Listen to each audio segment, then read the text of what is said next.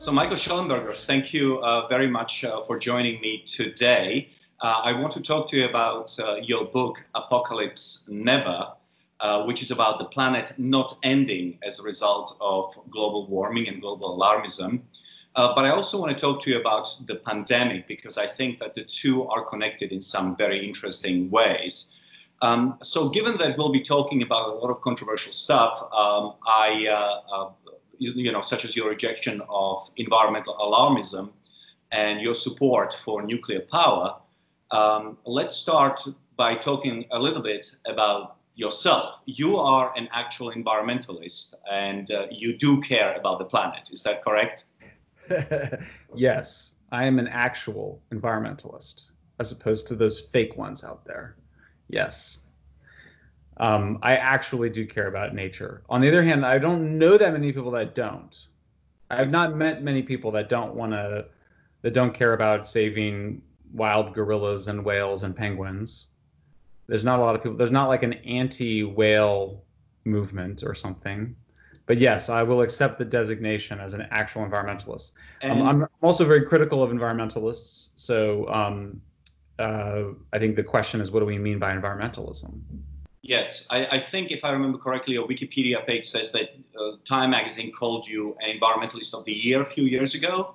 What was that? Yeah, Hero of the Environment, Green Book Award winner. I was recently invited by the IPCC to be an independent expert reviewer. I testified in front of Congress in January. I don't have formal training, but I've been doing this for enough time that I appear to have some amount of standing to talk about the environment. So your approach to environmentalism, the environmental sciences, and what to do about the state of the environment has been described as techno-optimism. How would you characterize techno-optimism? Who is a techno-optimist? What do they believe? I don't use that word to describe myself. I don't necessarily reject it because I don't know what people mean by it, but it wouldn't be the word I would use. The words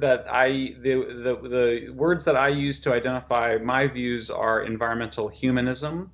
And in the book, I explain why and what humanism means to me. I think some people associate the word humanism, particularly people on the right, with secular humanism. That's not what I mean by humanism. By humanism, I just mean a worldview that accepts that humans are powerful and, if not good, have the potential to be good, and that we should treat them as ends in and of themselves and not means to ends, and that trying to improve the lives of people has mostly been good for the environment. It's had some very negative consequences too, but if we continue to prioritize human flourishing and human well-being, we will continue to have improving environmental outcomes, I argue in the book.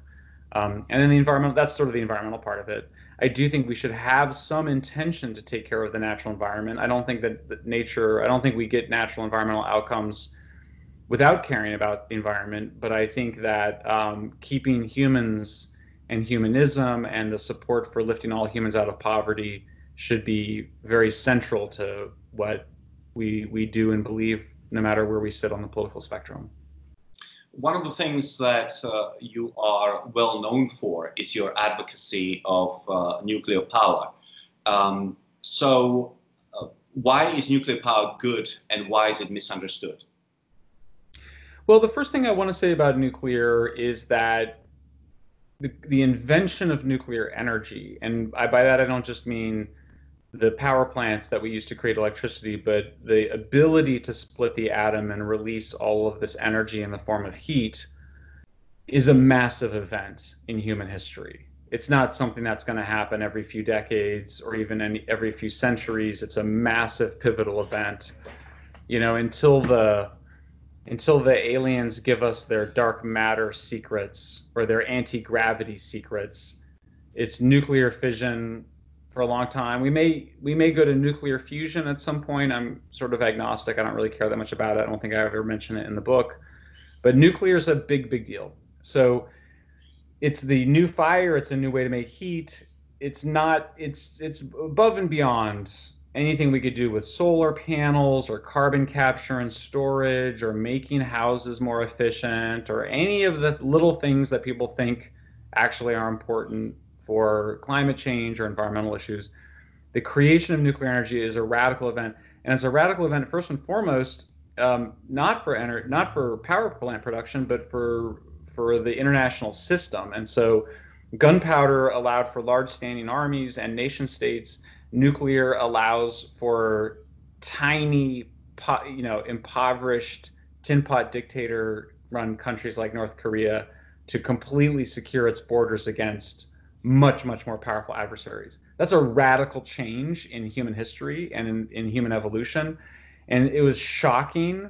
And we're still, 75 years after the nuclear weapons were used, we're still dealing with the original trauma and drama of that event. And so I think setting aside nuclear's very, very important role for climate change and environmental issues, this is a technology that we have to take very seriously. It's not a technology that we could get rid of even if we wanted to. It is our burden and to our benefit to have it. And so for me, nuclear in some ways sits at the center of this book. This book's actually the combination of two books. It's a combination of a book I wrote about nuclear and a book I was working on about how humans save nature. And so in some ways, nuclear animates much of what's going on in this book, both in terms of a view of energy transitions, of moving from coal to natural gas to nuclear as positive and beneficial to people and the environment, but also as driving the apocalyptic fears of nuclear, which are what are holding the energy technology back from fulfilling its potential. And obviously the key to nuclear power as a solution to environmental problems is that it emits zero CO2, right? The underlying physical dynamic of nuclear is that it's power dense. And so power density is just how much energy you get out of a power source relative to the amount of land or material it uses. And so when you go from wood to coal, and then coal to oil to natural gas to uranium, you're massively reducing the amount of matter or material or land that you're using, and you're massively increasing the amount of energy you get. And it's so dramatic when you go from fossil fuels to nuclear. It's also very dramatic when you go from wood to fossil fuels. And so that's the underlying dynamic. It means that, yes, because there's no combustion, there's no fire, there's no smoke from nuclear, there's just heat. And the waste byproduct is the uranium fuel that was fissioned, the atoms that were split apart and had the heat released. That's all that's left over. So from an environmental perspective, it's incredible. Like, it's really underappreciated how radical nuclear is for decarbonizing energy production. You require virtually no land. I mean, really, you're close to basically having eliminated land. You know, the amount of land you require is just vanishingly small. It's insignificant at every level. A few football fields for the power plant. And then the mining now is like underground in situ. So they just, they put hot water underground, it kicks up the slurry, and then they extract the uranium. The facilities to extract the uranium are tiny, no pipelines, no burning forests, no removing mountains. It's a radical technology, and the reason we're unable to appreciate it is because of this overhang fears of the bomb and what it means for life on Earth. Obviously, one of the things that complicates matters is because of a variety of issues, including regulatory issues.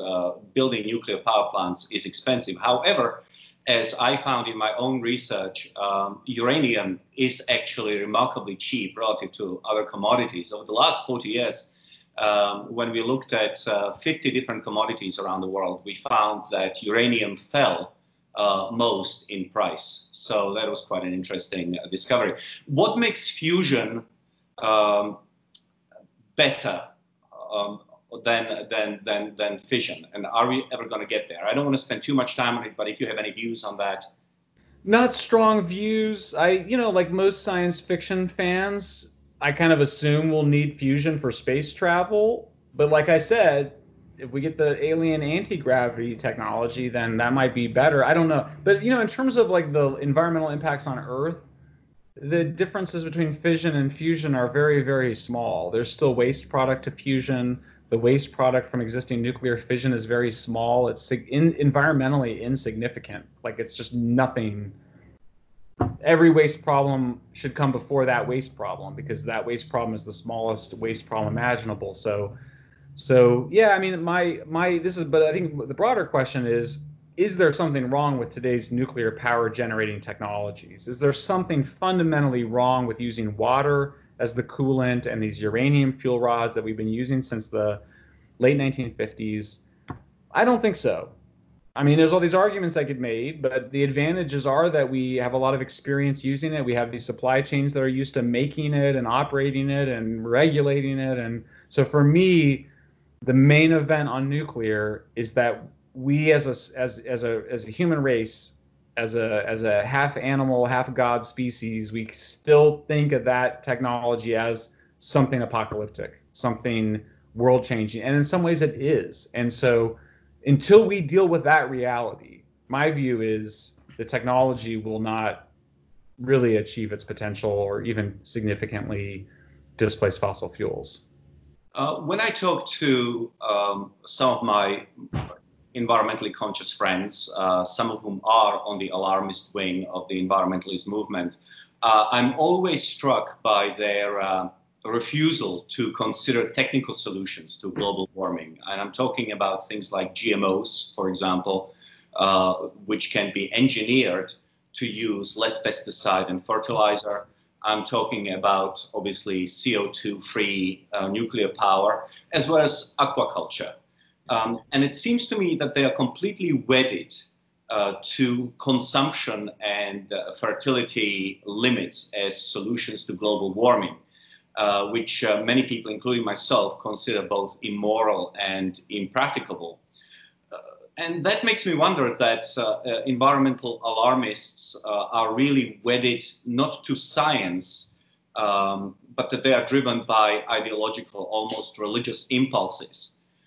So, you know, this is really where your book enters into our conversation. And I guess, do you agree that this is in part a sort of secular religion? And what would you say are the main components of this secular religion? Yeah, and just to, I'll answer that, and just to give some background on the book. So the book opens with, 4 or 5 chapters sort of debunking popular myths and also explaining what we should worry about and what we shouldn't worry about, what's science fact, what's science fiction. Second part of the book is really about how humans save nature, what really matters. If we want to protect the natural environment, how do we do that? And then the last third of the book is why are the people who are supposedly the most concerned about environmental problems and the most apocalyptic, why are they the same people who oppose all the obvious solutions? The people who raise fears of famine oppose fertilizer. The people who raise, fears of, destruction of wildlife or killing off wildlife and endangered species support the spread of renewable energies like wind turbines that kill endangered species. And the people who say the climate apocalypse is coming are the same people who oppose the transition from coal to natural gas and to nuclear power. So why is that? That is a big question that obsessed me for the last 10 years. And it's taken me this long to get to an answer to it. There's been some scholarship on it, which I've drawn upon and read exhaustively. But there was still some questions around getting that right. And I feel like I finally got to the bottom of it in this book. So I summarize it. You can summarize in the last 3 chapters: money, power, and religion. And I wanted to, they each have their own chapter because I think each of them is important and significant. And one could argue that it's overdetermined, that each of them explains the phenomena of apocalyptic environmentalism on its own and answers the question I mentioned on its own. But ultimately, I do think that this is a underlying religious motivation. It's driven by an existential anxiety, by which I mean not the anxiety that you're going to be killed, but that you don't know what your life is worth. Like, why bother? What's the point? And that is a concern that is disproportionately among people that don't believe in God or traditional religions. Traditional religions answered that question. You were created by God, and you're here to do good as defined by God and His messengers, and you're going to make your life right by God. And if you do that, then you'll go to heaven or some positive afterlife. As those religions have declined in importance to people and in belief, and there's just a significant secularization over the last couple hundred years, maybe longer, that need for some meaning, some existential meaning. Why live rather than not live? What's the point of this life? If it's just all meaningless, which is I think the wrong view to take from rejecting traditional religion, then what does it mean? And that leads to, I think, a strong desire to create a heroic story about one's life and to behave in heroic ways, some of which can be very positive, obviously. Sublimating one's anxiety into heroic acts can be very important. But those heroic acts can go very wrong as well, which I think Human Progress and Cato have been very good about documenting. Conservatives have done very well at documenting the excesses of people who want to behave in heroic ways. Stop you there, libertarians. Libertarians are very good at documenting, although conservatives, yes, as well, I think, have been more sensitive to the excesses of good intentions and heroism and attempts at being heroic than, of course, liberals have, who tend to think that motivation and that having those motivations should lead you to right outcomes, even though it often doesn't. Mm-hmm. So essentially, since the breakdown of the ancient society, by that I mean what people were used to for thousands of years, the feudal society, and the breakdown of the power and unassailability of the church and so forth, it seems to me that Western society has been searching for new gods for the last 200 years. I mean, then, we had Marxism, we had Nazism, they both failed us. Now, I'm obviously not comparing environmentalism to mass murdering societies, but it is still a search for meaning in life, for an explanation of your place in the universe. Would you agree with that? And more than that, it's both an exploration of your place in life, but it also then is giving you a way to behave heroically in changing radically changing society. So if you radically change society, in some ways, if your demands are radical, and if you have a radical change, a radical impact, it makes you feel more immortal. That's sort of the idea. We all have a need to feel that our lives matter, that they're going to matter beyond our deaths. That's the argument I make in the book. I'm drawing on other people's work on psychology and anthropology. But we all have that need, and that what environmentalism offers is a way to feel heroic and feel like you're achieving your immortality project in ways that other religions are not offering right now. Mm-hmm. So obviously in traditional religion, there is, at least in most of them, as far as I know, there is the concept of afterlife. Yes. That you have something to look forward to. But presumably, many of the people who subscribe to environmental apocalypse are secular individuals in the traditional sense. They don't believe in the afterlife. So it's really is this a search for posterity so that somebody 100 years from now is able to write, aha, Shellenberger was right about that. They will remember you through the apocalyptic predictions that you were making. Yes. Or the anti-apocalyptic predictions that I might be making. It's not like I'm immune from this. That 100 years from now, when we banish nuclear weapons and fossil fuels and nuclear energy and industrialized agriculture, and we're all living in villages like Ewoks in harmony with nature, people will look back and say, Greta Thunberg was the one that saved our human race, or Bill McKibben was the man that made us all want to live as farmers again and make our own clothing and forage for our own food, and it was thanks to those prophets, so they do have an afterlife, a story of an afterlife. We all do, I think, and so most of us, we get our afterlife needs met through our children. I'm always struck by how much I have kids, and I'm always struck by how much my parents get out of having grandkids. And there's obviously an evolutionary explanation of this. You see your grandkids living on, and that's just your DNA tricking you, into thinking that you're immortal, which is a rather crass way of looking at it, I think. But nonetheless, most people have a more, I mean, that's how we have traditionally also gotten our immortality projects done. It was through our kids and grandkids. Now you have so then you also see, I think it's not everybody that then adopts this new apocalyptic religion. It's particular people at particular stages of their life, often experiencing high levels of social insecurity.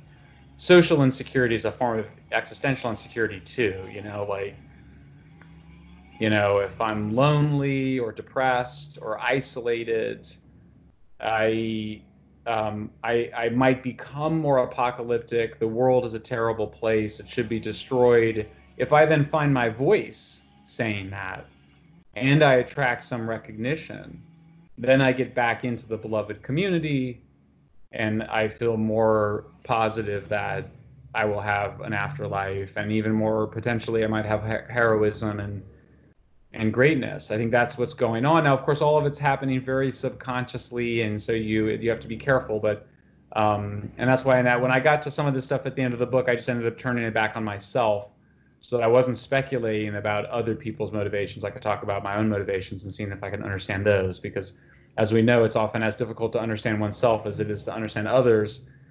And ourselves are often mysteries to ourselves, but that's, I think, where it kind of goes. I do think there's something clearly, and there is good scholarship, by the way. I'm not just making this up, and it's not just Michael Crichton. Everybody reads the Wall Street Journal reviewed my book yesterday, and it mentioned that I come to this conclusion about the religious and spiritual drivers of environmentalism. And everybody's like, "Did you see the Michael Crichton speech?" Yes. Yeah, I saw the Michael Crichton speech, and I full respect, for what he was describing there. And there is a body of scholarly literature, including empirical literature, that shows the relationship between secularization and environmentalism. Mm-hmm. Now, so we discussed the search for immortality, and I think there is much to it. Yeah. The other aspect that has been discussed in terms of in relation to environmentalism is the concept of a search for meaning. Now, our mutual friend Steven Pinker is very skeptical about the research on meaning because we don't have any long-term data on whether people in secular societies feel that their lives are more meaningless than they used to be before. But it seems to me that the search for the heroic is in fact a search for meaning. Yes. So is this something that is particular to Western secular, growingly irreligious societies? Well, no. I mean, it's in Japan, and it's in China too. So it happens. Well, yes. I'm sorry. I was. No, let me say what I think. I guess.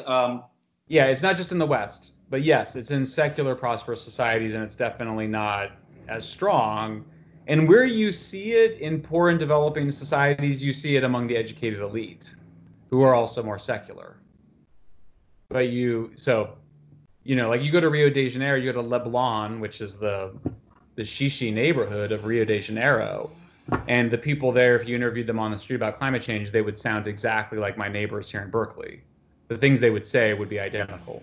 So I'm not sure if that answers your question or not. But. So it's not really a question of just, it's not a question of Western societies only. It is a question of a certain type of person, regardless of where they live, but with education and perhaps a certain level of material comfort and a loss of belief in the traditional religion.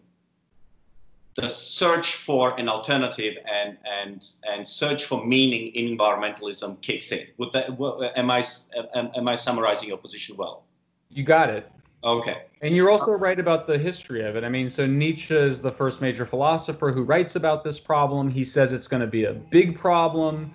He was proven right when you get to World War I and World War II, and like you said, fascism and communism, and when those gods failed and died, then this impulse had to go somewhere. And so it ended up going into environmentalism, or apocalyptic environmentalism, which is a very different animal, as I describe in the book, from the earlier conservation, the post-war environmentalism is pretty radically different. It's Malthusian, it's apocalyptic in ways that the earlier conservation agenda was not. Mhm. One of the things that you discuss in your book is this concept of nature fallacy. Can you describe it a little bit to us? And because I've recently seen a book on nature fallacy published by a professor at GMU. Basically, it was a book about how when people see something described as natural, they immediately think that it is better. But you also have a take on it in your book, which came out contemporaneously. What's your take? Yeah, I mean, so your average, I'm here in Berkeley, by the way. So your average University of California, Berkeley student, if you're like, are renewables good? They'll be like, yeah, renewables are good. And you'll be like, why? And they go, well, because they're more natural, or they integrate us with the natural environment, or something like that. That's one group of people, and that's most people. You go to the grocery store, it says natural, natural's good. I get that. And that's a lot of people, and even a lot of believers, I think, but definitely is strong. Like the idea that nature is something that we should like is actually also a recent thing. There's a great book about Britain where it appears that it shows up. People start caring about the natural world for the natural world's sake somewhere around the 16th century in Britain. It sort of starts with cities and they get pets. If you look at animals, we ate them and then we, made them pets, and now they sleep on our beds. I mean, it's like, right? So nature kind of comes into us, even as we kind of transform environments to reduce wildness. So yeah, I mean, I think that's a big part of it. Now, there's this other thing going on, though, which is that there's this idea that we protect nature by going back, and by being by being poorer, using less energy, living closer to the land, like farmers, and moving away from industrialization, either to agriculture, or you might go full, full on hunter gatherer. You know, you might so you might go full on paleo, right? So but it's kind of going back, and so that you save the environment by going backwards.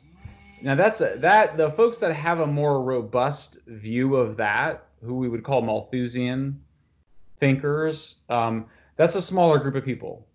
But those are definitely the leaders of the big environmental groups. It's the people that write the books. It's Al Gore. It's Greta Thunberg. It's Greta Thunberg's family. It's Greta Thunberg's allies. It's the Green Party. It's all the big environmental groups in the United States, and they're people that write books. They're lawyers. They're people that have a deeper ideological driver than just the shallow, oh, it's natural and therefore it's good.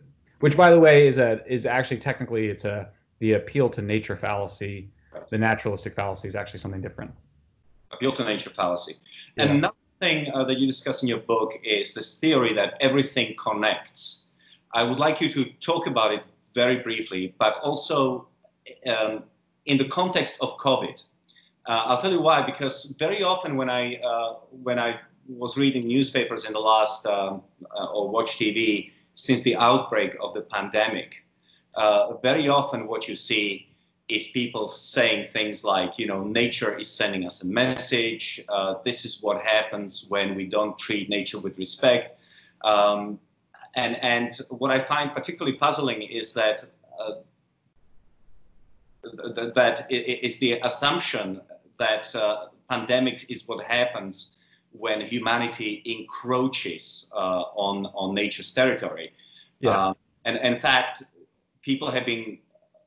And in fact, it seems to me that that's the inversion of reality, because as billions of people move to the cities, we are leaving more and more nature for animals and more nature to rebound. But anyway, talk a little bit about that everything connects theory, especially within the context of the pandemic.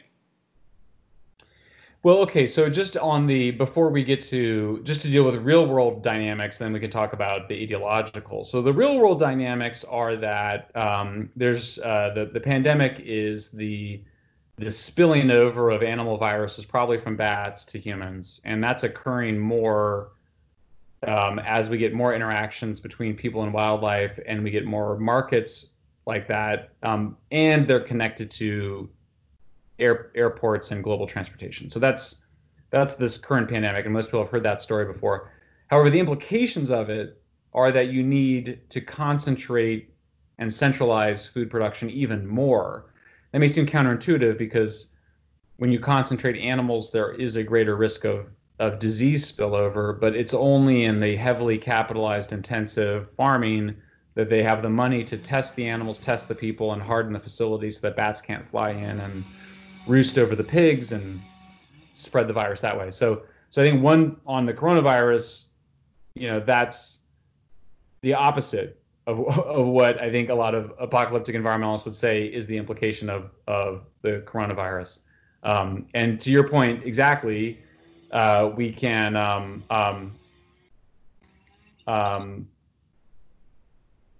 yeah, so then you kind of get ideologically, and there's sort of an idea that all of these problems are just of too much progress, too much wealth, too much scientific advance, too much technology, and that we just need to go back in time. And I think that's what's driving the sense in which these problems are all, are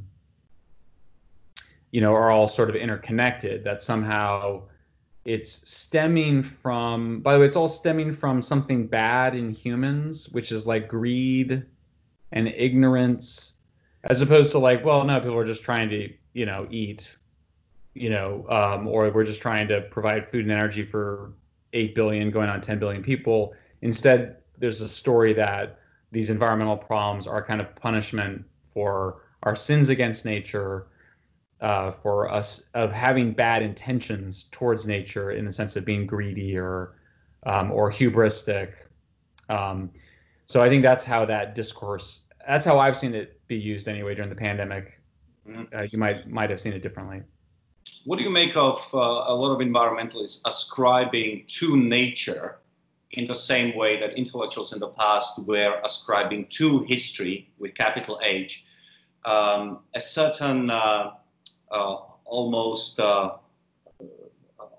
personalizing these very impersonal forces, ascribing to them almost human-like agency? Is that something that also struck very interesting?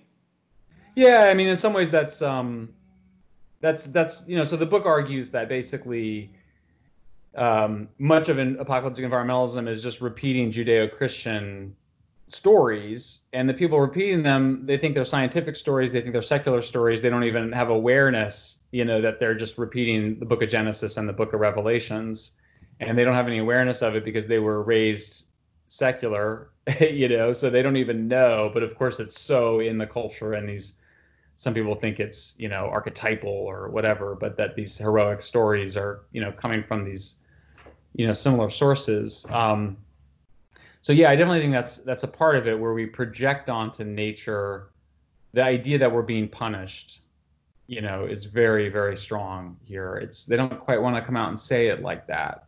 Nature is responding. We are the virus.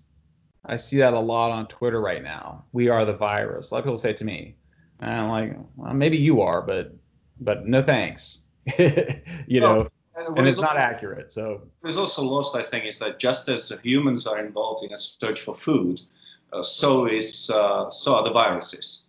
I mean, for them, we really are the place to feed and to procreate. And I think that this evolution of viruses obviously is going on alongside with evolution of the rest of nature, and it has been going on for a very long time.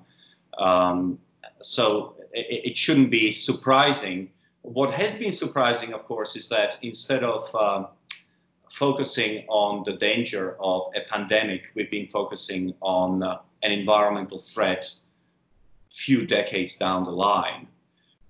What do you think is the pandemic and sort of recalibration of risk analysis? What do you think that's going to do to the environmentalist movement in the short to medium term? I think it's going to have a big impact. I mean, look, they've been saying for a long time that climate change threatens civilization, but we've never shut down civilization to deal with climate change, and we never will. It's not even, I don't think they're ever going to be able to ascribe a single death to climate change. We shouldn't have any deaths from climate change. We become more resilient to natural disasters Natural disasters have declined 90% over the last century. We're producing more food than ever, and what will determine how much food we produce is how much irrigation, fertilizer, and tractors we give to poor countries, or we help poor countries get.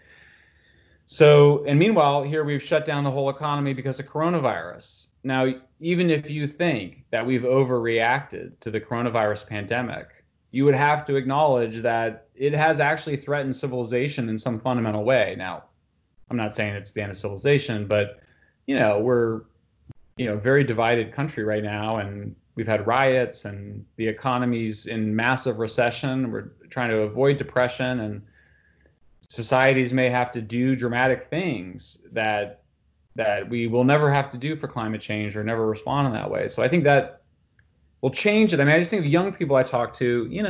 I dedicated the book to my kids who are 14 and 21. So I'm always kind of like, I definitely want to reach kids 14 to 21. And I think they have a reasonable question, which is, okay, so last year we were all on the street because we thought climate change was going to threaten civilization. Well, now we're at home, sheltering in place. Some of them happily, some of them unhappily. But nonetheless, like, it's hard not to be like, so how do we think about these two problems? And you have to be honest, and you go, yeah, pandemics just threaten our lives in ways that climate change won't. So I do think it's going to have a big impact. Do you think that your children appreciate that to achieve the sort of goals in terms of reduction of CO2 in the atmosphere that Greta Thunberg, for example, talks about, we would have to be locked down. We would have to be in a lockdown times 100. I mean, is that something, do you think that young people appreciate that if they are miserable in a lockdown, the requirements of the environmental extremism would be 1,000 times worse? That's funny. Yeah, that's funny. Yeah, I mean, you should, that's a very interesting point. Yeah. Yeah, you thought the lockdown was bad, but I mean, the only problem with that sort of rhetoric is just that it's never going to happen. Yeah. There's never, and I think it kind of is a little distracting too from the main event, which is just that, look, carbon emissions in Britain, France, and Germany peaked in the 70s. They peaked in the United States 15 years ago almost. Most rich countries have had their emissions going down as we transition from coal to natural gas and to nuclear. And global emissions will probably peak in the next 10 years. Some people think they've peaked already. Some people think they'll peak in 20 years. Put me down for 10 years. So, if you're really concerned about emissions reductions, then you should want natural gas and nuclear. And yet they all oppose natural gas and nuclear. So I think it raises this issue of, what do you really want? Yeah. What's going on here? Okay, so since we are running short on time, one last question, and that concerns the modeling. Obviously, since the start of the pandemic, we have seen pretty much all well-known models constructed by incredibly smart people using supercomputers and so forth get the pandemic terribly wrong. And that was happening in real time with real data streaming in, and yet our predictions about infections and death rates and many other things have been way and way off. What do you think that, where do you think climate prediction models are going to be down the line? How do you think, is anybody going to believe them to start with? Well, also, if I can just say, is anybody going to believe them, and what is their appropriate place in climate science? Yeah. Here, I mean, I think I may have a slightly different view of the models. I mean, I think that we should have a more modest view of what models are able to predict. And we spend too much time using and relying, I think we rely too much on models and too much on experts, and ignore other forms of information and other ways of predicting impacts. So, if you kind of go, how wrong were the experts? Well, we knew this was a highly transmissible disease, and we see that in environments where where infected people are exposing others, that we get a lot of spread of the disease. And we see that if you wear masks and you keep social distancing, you have a lot less spread. That's really, that may sound horribly obvious or whatever, but you kind of go, that's sort of the most important thing. There's some debate around how much should we open up, how much should we close up, but it's not going to be calibrated by modeling. It's much broader than that. It's just wear masks and social distance, and that works. And then you have some debates around should people be able to wear masks and haircut and whatever, and that's getting worked out. But I just so then you have some modelers who say my model's going to predict this really accurately, either in climate change or on disease pandemic. And then you have people say, no, your model is not that accurate. And it's like, it's accurate-ish. You know, if you have more carbon emissions, we're going to have a warmer planet.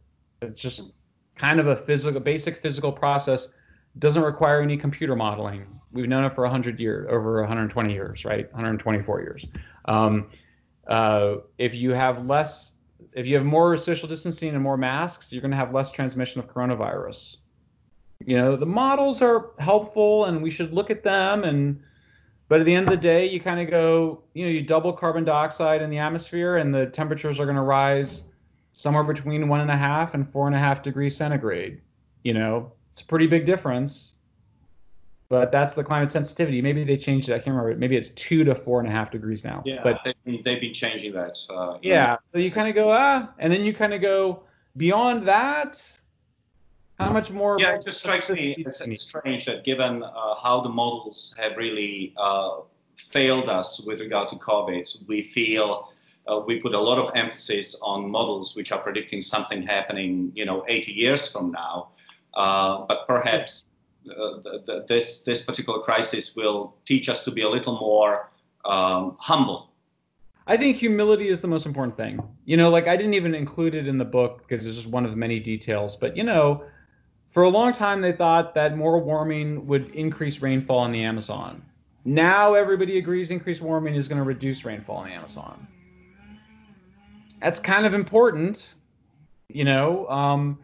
maybe they're totally sure now, but how long would you want to have go by before you would be like they're totally sure? And then the other issue is, I don't know, does it really change what you do very much? Most of us want to save the Amazon, not out of some prediction of future rainfall or whatever, but just because we want to save the wildlife and the biodiversity. So I just think sometimes the debates about modeling can get a little sectarian when I think there's often some broader agreement about kind of basic stuff, masks and social distancing in the case of the coronavirus, that then you kind of work out, well, how much are we going to impose masks and social distancing? How much do we want them? And that's often just determined by things other than the models. If you know what I mean. I'm deeply grateful to you for your time. Thank you very much. And I wish you all the best with the sale of your book. We are obviously going to push it on Human Progress because I think it's a very important contribution to our understanding of what's going on. And hopefully we'll do this again. Thank you for your time. And thank you. Thanks, Marianne.